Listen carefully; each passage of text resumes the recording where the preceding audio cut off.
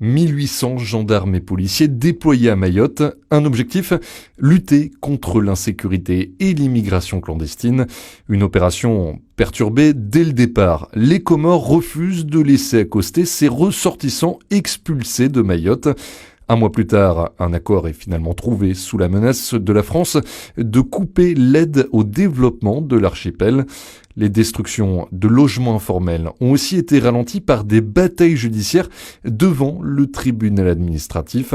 Dans le cas du bidonville de Talus 2 à Magicavo, il aura fallu un mois avant que la cour d'appel autorise le décasage.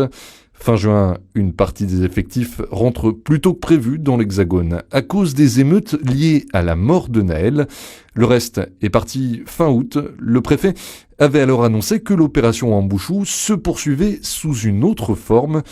Une opération de lutte contre la délinquance marquée aussi par une explosion de la violence et des résultats loin du compte. 700 logements détruits à la fin de l'année contre un objectif d'1 millier. Près de 25 000 reconduites à la frontière en 2023, presque autant qu'en 2022. Le gouvernement vante plus de 1300 interpellations, dont 60 chefs de gang. Mais les violences, elles, continuent et se multiplient depuis plusieurs mois, au point de vouloir relancer l'opération Wambouchou.